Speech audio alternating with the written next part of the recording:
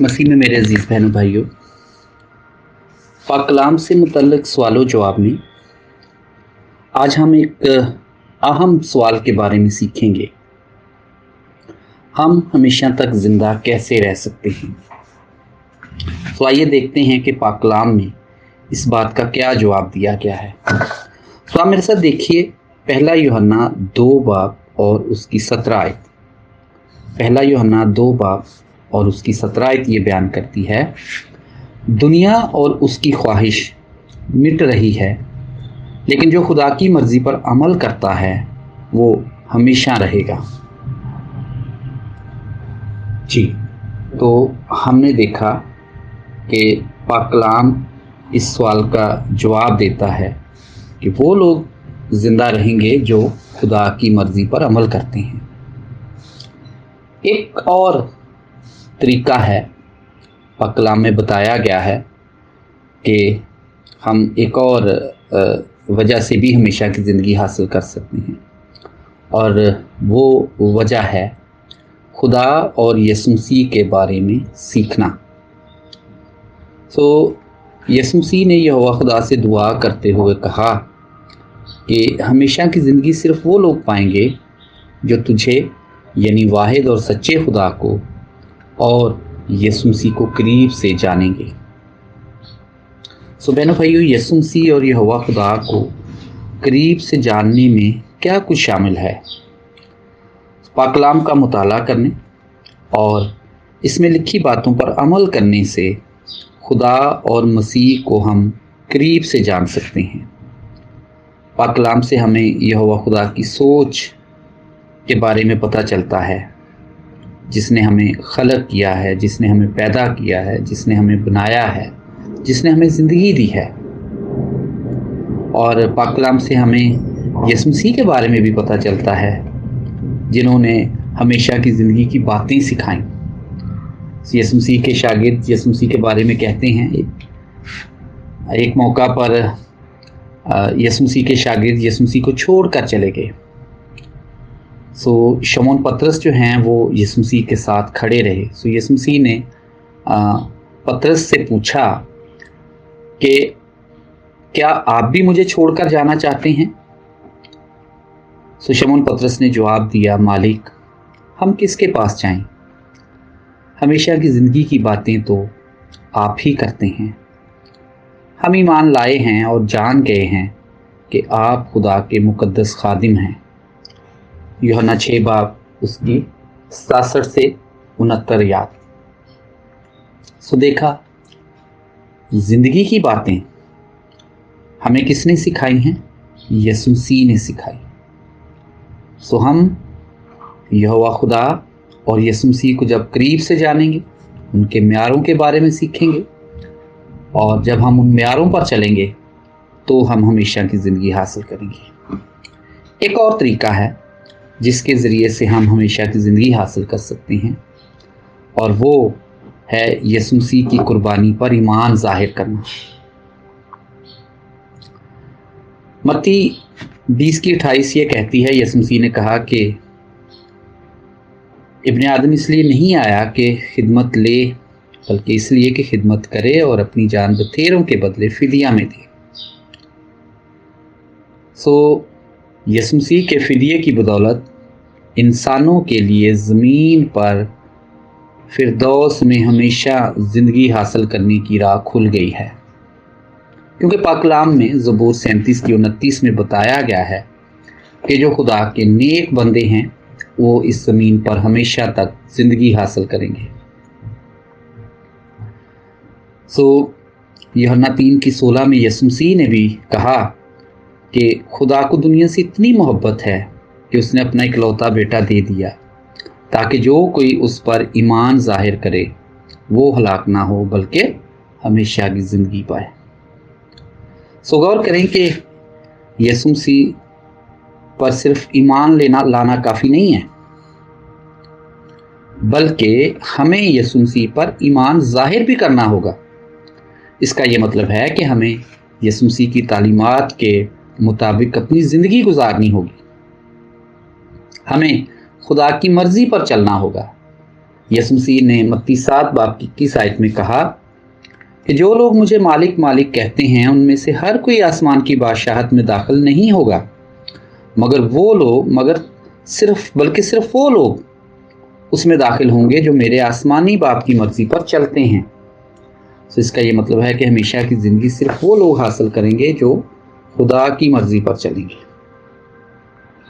और इसके साथ साथ एक और तरीका है जिससे हम हमेशा की ज़िंदगी हासिल कर सकते हैं, और वो तरीका ये है कि हम यहोवा खुदा के साथ मजबूत दोस्ती कायम करें। क्यों? क्योंकि खुदा यहोवा चाहता है कि हम उसके करीब जाएं, उसके दोस्त बने। याकूब 2:23 बयान करती है, और यूं ये सहीफा पूरा हुआ कि अब्राहम ने यहोवा पर ईमान रखा, इसलिए उन्हें नेक करार दिया गया और वो यहोवा के दोस्त कहलाए। तो अब्राहम की तरह हम भी यहोवा खुदा के दोस्त बन सकते हैं, और खुदा आज हम सबको ये दावत देता है कि हम उसे जानें, उसके म्यारों, उसके मकसद, उसकी सोच के बारे में जानें और यहोवा खुदा के साथ एक मजबूत दोस्ती कायम करें। इसलिए याकूब 4:8 ये कहती है कि खुदा के करीब जाएं तो वो आपके करीब आएगा।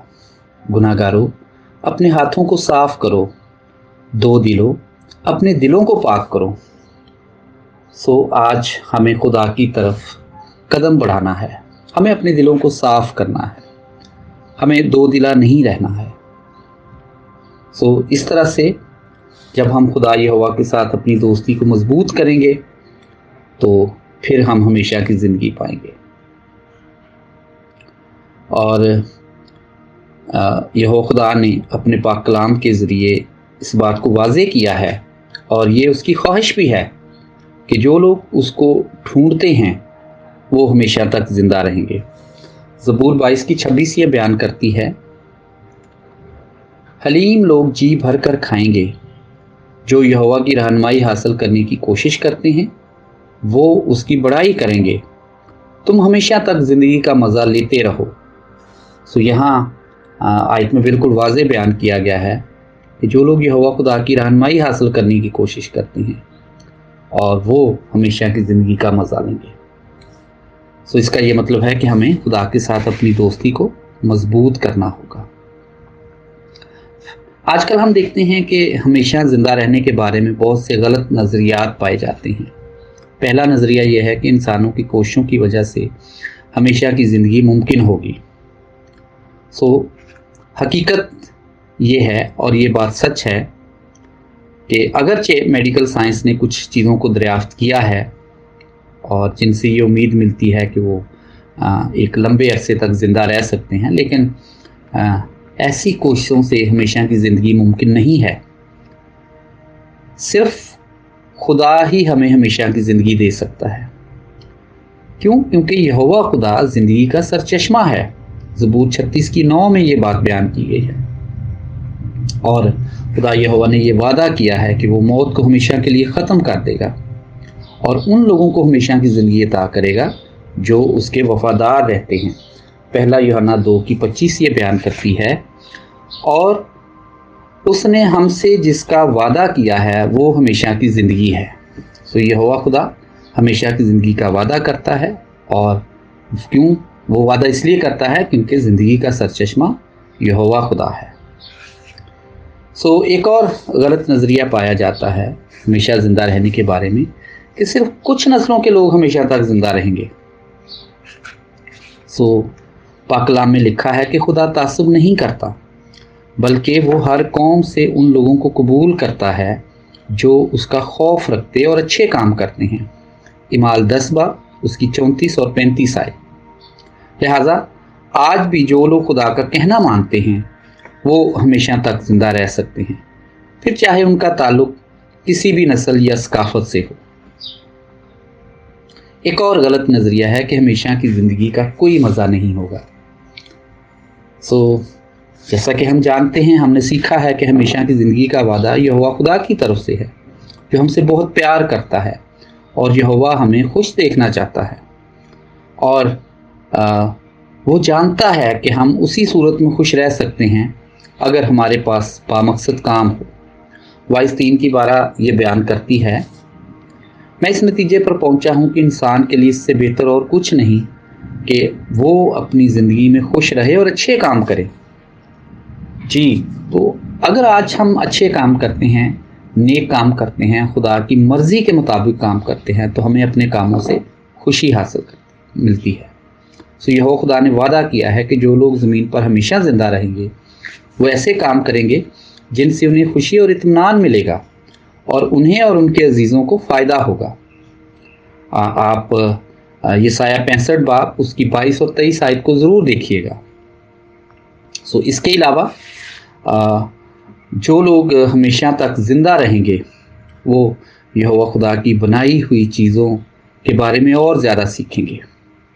सो खुदा यहोवा ने इंसानों के दिल में ये ख्वाहिश डाली है कि वो हमेशा तक ज़िंदा रहें और उसके बारे में सीखते रहें। हालांकि इंसान जो है वो खुदा के कामों को दरियाफ्त नहीं कर सकता जो उसने शुरू से आखिर तक किए हैं, वाइस 3 बाब की 11 के मुताबिक। लेकिन जो लोग इस ज़मीन पर हमेशा ज़िंदा रहेंगे, वो खुदा के बारे में सीखते रहेंगे, वो खुदा से नई हदायतों को हासिल करेंगे और उनकी ज़िंदगी जो है ज़बूर 37 की 11 के मुताबिक शादमान ज़िंदगी गुजारेंगे, खुश व खुर्रम ज़िंदगी गुजारेंगे। सो आप सबकी तवज्जो का बहुत शुक्रिया।